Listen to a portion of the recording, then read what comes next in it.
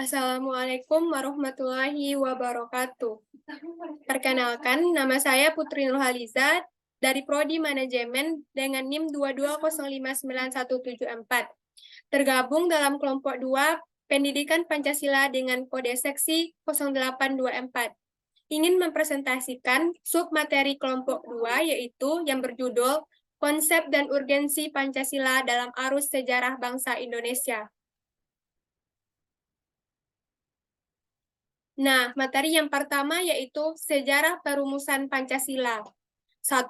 Periode pengusulan Pancasila. Rasa nasionalisme menjadi cikal bakal munculnya ideologi Pancasila yang menjadi pembuka pintu gerbang kemerdekaan bangsa Indonesia. Gerakan Perhimpunan Indonesia menjadi wadah yang menanamkan nasionalisme dengan menekankan solidaritas dan kesatuan bangsa, yang disusul dengan terlahirnya Sumpah Pemuda pada tanggal 28 Oktober 1928.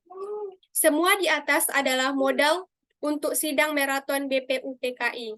Tokoh-tokoh yang terlibat adalah Mr. Muhammad Yamin, Insinyur Soekarno, Kiai Bagus Hadikusumo, dan Mr. Supomo. Dalam sidang BPUPKI, Insinyur Soekarno berpidato tanggal 1 Juni 1945 yang menyampaikan 5 gagasan tentang dasar negara, yaitu yang pertama, nasionalisme atau kebangsaan Indonesia. Yang kedua, internasionalisme atau perikemanusiaan. Yang ketiga, mufakat atau demokrasi. Yang keempat, kesejahteraan sosial. Yang kelima, ketuhanan yang berkedaulatan. 2. Periode perumusan Pancasila. Pada tanggal 10-16 Juli 1945 disetujui naskah awal pembukaan hukum dasar, dikenal dengan nama Piagam Jakarta, merupakan naskah awal pernyataan kemerdekaan Indonesia. Pada alinea keempat pada Piagam Jakarta ini berisi rumusan Pancasila, yaitu 1. Ketuhanan dengan kewajiban menjalankan syariat Islam bagi pemeluknya. Yang kedua, kemanusiaan yang adil dan beradab. Yang ketiga, persatuan Indonesia. Yang keempat, kerakyatan yang dipimpin oleh hikmat kebijaksanaan dalam permusyawaratan perwakilan. Yang kelima, keadilan sosial bagi seluruh rakyat Indonesia. Dan naskah awal Piagam Jakarta menjadi pembukaan Undang-Undang Dasar 1945 dengan banyak perubahan. Jepang takluk oleh sekutu karena Hiroshima dan Nagasaki dibom pada tanggal 6 dan 7 Agustus 1945. Lalu Jepang mengeluarkan maklumat yang berisi yang pertama, yaitu pertengahan Agustus 1945 akan dibentuk Panitia Persiapan Kemerdekaan bagi Indonesia atau PPKI. Yang kedua, panitia itu rencananya akan dilantik 18 Agustus 1945 dan bersidang 19 Agustus 1945. Dan tiga, direncanakan 24 Agustus 1945 Indonesia dimerdekakan.